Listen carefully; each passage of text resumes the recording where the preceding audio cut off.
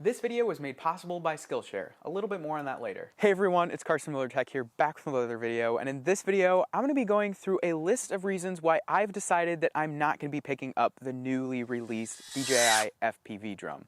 I've watched a ton of videos, probably around 25 to 30 videos in the last couple of weeks since it's been released, covering that specific drone, and I've come to the conclusion that it may not be the best drone for me, and it may not be the best drone for you either. So I'm going to be running down what that list of items are that may make it not the best option for you, at least at this point in time, and may make it better to wait until DJI releases a newer version of the drone in a year from now or something like that. But to start off, I do want to go through a list of some of the things that are good about the DJI FPV drone, as well as some of the specs that come along with it, just to get you up to speed if you haven't heard of the DJI FPV drone at this point, or you just kind of forgot about some of the specs. So if you want to skip over some of the good things about it, then go to this timestamp right here.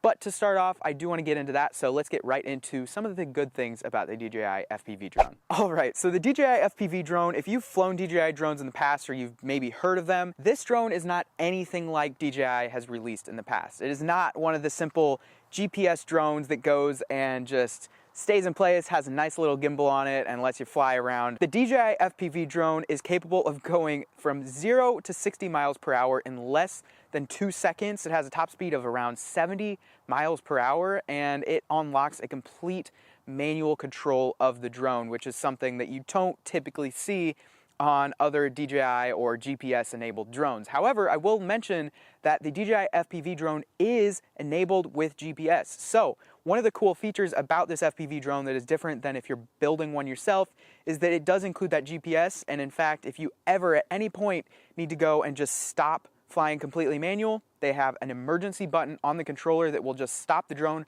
right where it is, and it will emergency stop. Even if you're upside down and flying upside down, it will completely right itself and hover in place, which is amazing. And also, as a beginner getting into FPV, it makes it really easy because they have a normal mode, which allows you to fly in a typical GPS type of drone fashion. It's also got a sports mode, and in that sports mode, it allows you to fly around without the worry of the drone just flying and falling out of the sky, because it does still use GPS. So if you're flying in sports mode, if you let go of the controls, it's not just going to fall out of the sky. However, if you go full manual mode, then that is where you've got full control over the drone. Although I will mention, at any point in time, you can flip from that manual mode into either the sports mode or the normal mode if you just want to get into a safe flight. But overall, the flight modes that the DJI FPV drone has to offer is far beyond anything that any DIY FPV drone has to offer. Further expanding on some of the safety features that it has to offer, it's got ADS-B receiving on it. So ADS-B, if you don't know what that is, essentially it allows you to go and detect incoming aircraft or aircraft that are in the near vicinity of you as the pilot. So basically, if you've got a helicopter flying in or a plane or really anything that's got an ADS-B transmitter on it, then you will be notified in your goggles that there is a helicopter or aircraft nearby, which is fantastic. I've used this and loved it so much on my Mavic Air 2. It is such an underrated feature, and honestly has saved the day sometimes where I may not have known that a aircraft was in the area really nearby. Also, on top of that, they do have forward facing and downwards facing avoidance sensors. It doesn't necessarily go and avoid any obstacles if you're especially in manual mode, but it will go and alert you of obstacles nearby, which can be helpful when you are flying around and maybe you're not able to see everything around you at the time, especially when you have goggles on. That completely gets rid of visual line of sight. Also, because of the aforementioned GPS, it does have RTH built into it. So that means that it can go and completely return to home from wherever you're at without any of your input needed, which is a great feature because if you are flying around, maybe having some fun, but you're not paying attention because you don't have that visual line of sight of where your drone actually is, that return to home can really come into clutch in helping you return, especially when the battery gets to a low level. And speaking of the battery, another welcome feature of the FPV drone is that it has batteries that are easily rechargeable. If you're somebody who's ever flown FPV before, you would know that the charging solution for charging FPV LiPo batteries is just atrocious. It is a terrible experience, and most of the time those batteries only last anywhere around 6 to 7 minutes, maybe at the longest. So you are constantly just going through batteries all the time. But with the DJI FPV drone, the battery lasts up to 20 minutes in flight, which is fantastic. And the whole charging solution around those batteries is just plopping them onto a typical DJI style charger, which is just such a fantastic experience, and it gets rid of having to carry around these giant battery chargers that are only able to charge a couple of batteries at once. So overall, the battery solution that comes along with the DJI FPV drone is something that is definitely welcome, and I do like that. And lastly, as far as some of the good things for this FPV drone is that it does have HD transmission that goes from your drone to your goggles, so you don't have to worry about using an analog signal, which a lot of FPV drones, especially on the lower end, tend to use. So you'll have a digital signal going to your goggles, and on that camera itself that's actually recording, it can shoot up to 4K at 60 frames per second, which is great. They could have just left it at like 4K 30 and called it a day, but they offer 4K 60 frames per second, which is cool. They've also got, if you're learning to fly for the first time, a simulator that works with both the goggles and the remote controller. So when you connect it to your phone, you're able to go and just fly around as if you are flying in a real environment without the actual drone needing to be used.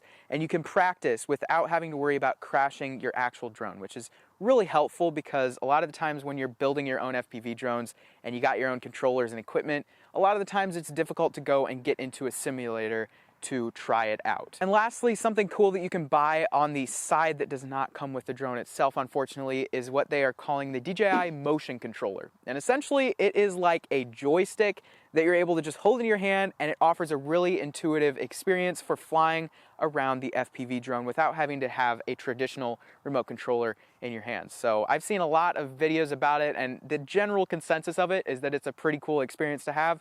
So if you're somebody who wants to try something completely different when flying a drone, then this might be something that gets you into that. But on that note, before getting into some of the bad things about the DJI FPV drone, let's get to a quick word from this video's sponsor, Skillshare. If you're someone who hasn't heard of Skillshare before, Skillshare is an online learning community with thousands of inspiring classes where millions come together to take the next step in their creative journey by learning. Whether it be photography, aerial videography, productivity, web development, programming, productivity, or any endless number of topics that you can think of, Skillshare is the absolute best platform to expand your skills and gain a deeper knowledge on the things that you already love learning about. For me personally, I notably have really enjoyed the Video on a Budget class by Christopher Rhodes or the Advanced Aerial Videography class by Wild Rabbit Productions, which were both very insightful in teaching me about pieces of the filmmaking process that I hadn't even considered touching on before. Skillshare is always launching new premium classes that are entirely ad-free and available on the platform for less than $10 a month with an annual subscription.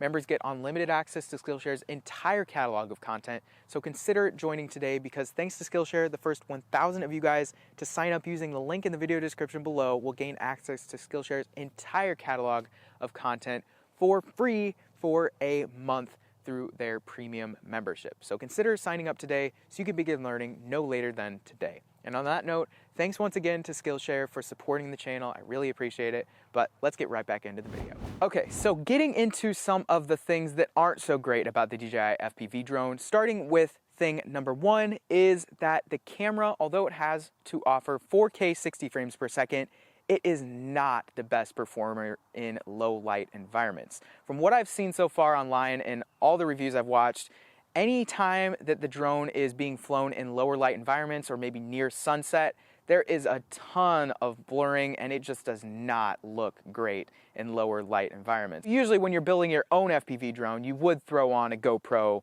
and so the low light performance just is not great. But if you're somebody who doesn't really fly in lower light environments and you're usually flying during the sunny daylight, then this may not be the biggest deal for you, but it is something to point out. On to issue number two, also somewhat involves the camera and more specifically the gimbal that the camera is on. So something that a lot of people don't realize about that is that it only allows for tilting, first of all.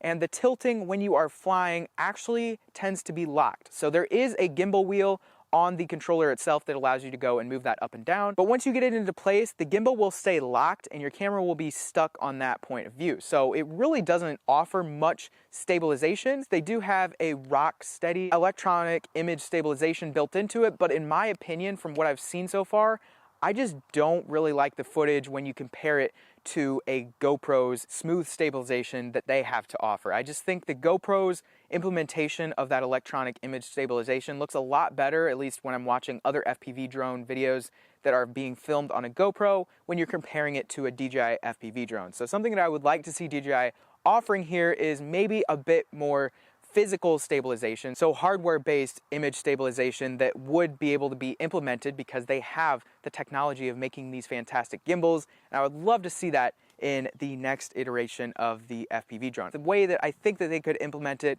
is that they have the option to go and lock the gimbal into place like you would expect from a typical FPV drone, but also offer the ability to go and unlock it so then it does stay super steady and you're able to fly incredibly fast speeds while still getting steady footage, similar to like you would if you're filming out of a helicopter or something like that. Problem 3 comes down to crashing your drone and insurance for your drone. So when it comes to FPV flight, a lot of the times you are going to break things. It just comes with the nature of flying FPV drones. It's inevitable. It's going to happen. Even with all the safety features that DJI has included, I've seen a number of people now crashing their FPV drones to basically irreparable states where they can't go and purchase parts. So something that a lot of people don't know is that if you want to buy the DJI Care, which offers 2 replacements, you're going to be paying $199 for that. And then anytime you ever have to go and replace the entire drone, this is in the fine print, so you have to read through to realize this, the first replacement deductible costs you $259. For the second time, you have to pay an even higher deductible of $279. So this is just something that a lot of people haven't seen because they're not reading the fine print, and it is rather unfortunate because DJI doesn't really sell any replacement parts, although they say they do. The only real parts that they have available to replace is the top shell that covers the gimbal area and all of that. You've also got propellers that you can buy. You've got the gimbal unit itself, and then that's pretty much it. You can't go and replace the actual brains of the unit. They don't sell any replacement arms. They don't sell any of that. Although most FPV flyers would be more than willing to go and replace these things themselves, they just don't offer it. But I really think that DJI should offer replacements of even the arms, which is something that very frequently breaks, or, you know, just offer more options to be able to get replacement parts without having to go third party. And with it being such a new drone at this point, you can't really go and pick up a lot of third party options for replacements, which is rather unfortunate. So those things are things that just you don't think of when you're flying a regular FPV drone because you can just stock up on all that. But with the DJI FPV drone, you really have to be careful when you're flying it around, and you basically have to baby it, because if you go and you crash it, then you could be down for a couple of weeks because you have to wait for DJI to repair your drone. So overall, the replacement process, if you're breaking this DJI FPV drone, is just not great. Problem number 4 also has to do with some pricing, and more specifically, the purchase price of the drone itself. So when you're buying it completely brand new, you will be paying $1,299, and that does not include taxes, that does not include shipping, and that does not include DJI Care, because you're probably going to want to get DJI Care because you don't really have any other options for swapping out any of your parts. So if you're getting all of that, you're going to be looking somewhere around $1,500 to maybe even closer to $1,600, depending on where you live and how expensive shipping is.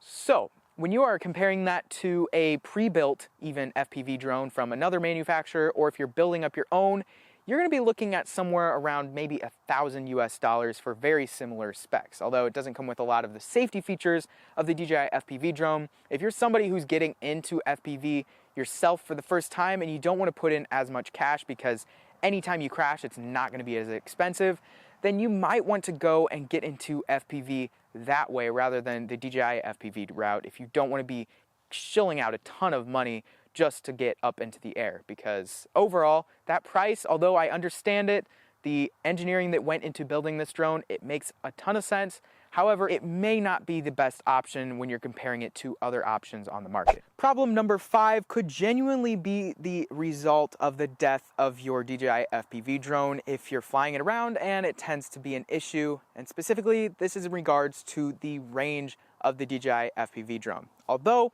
on specs and in paper, it has OcuSync 3.0, which is a fantastic system offered by DJI, and I can't go and fault them for that. It's great. However, in this DJI FPV drone, for whatever reason, I've seen a couple of videos now where if you are flying between something, you can have major cutouts within even a couple hundred feet where you can completely lose signal with your drone. And if you lose signal, then your drone is crashed and it's gone. So this is something that is a bigger issue, especially if you're trying to fly further away or you're flying in areas where there's a lot of things around. This could be a genuine issue that I've seen on a couple of YouTubers. Specifically, one person who pops out is when Ken Heron was out flying his FPV drone for the first time. He was encountering some major issues with video loss in the quality. So that is not something that you would like to see when you are paying $1,500 for a drone and you are saying that it has 10 kilometers of range when it really doesn't. Finally, problem number 6 with the DJI FPV drone doesn't really have to do as much with the FPV drone itself, rather who the target audience for this FPV drone is. And this is in regards to your expectations should not be set as high as getting Johnny FPV or Nurk FPV style of videos. The whole process of actually getting to a level of success of getting actual good and usable FPV shots could be a matter of months or even years of gaining all the skills required to perform some of the amazing shots that you see on the internet from FPV drones. And I think a good analogy to compare flying FPV to is playing golf. If you're somebody who has not played golf before, this includes myself, and you're walking into it for the first time, which I have done before, and you're trying to play golf, it's really not as easy as just picking up a stick, hitting a ball, and, you know, doing a good job. You really have to have skill in order to go and get really good scores there, and so you have to really be able to put all the skills together in order to get a hole-in-one or to get good pars. Flying FPV honestly just is a really difficult thing, and so if you're coming in with the expectations of, I'm a beginner, I'm gonna get into FPV and this drone is gonna get me the amazing shots that you see on the internet right now, that is just something that in reality is not going to happen more than likely. Or